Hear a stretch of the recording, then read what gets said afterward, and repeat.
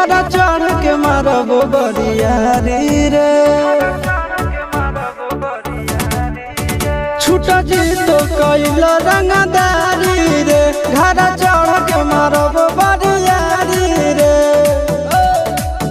तोरा बाप के न तोरा दादा के चिन्हबहु बेटा सब गोली मारबहु तैगो गिनबहु तोरा बाप के न तोरा दादा के चिन्हबहु बेटा सब गोली मारबहु तैगो गिनबहु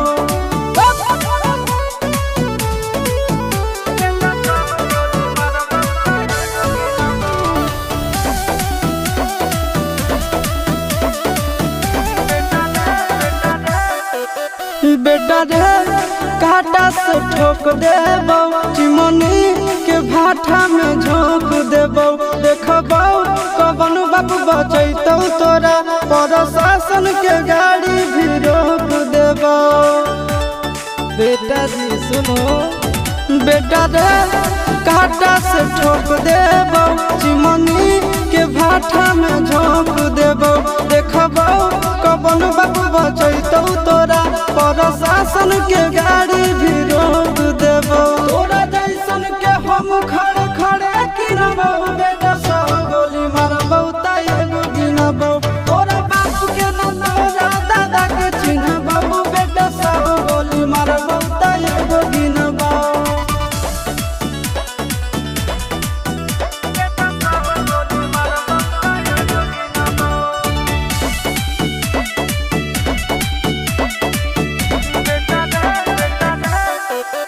बेटा रे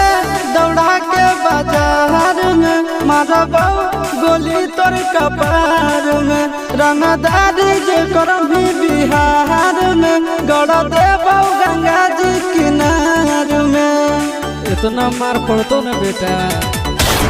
बेटा रे दौड़ा के बाजार में मारबौ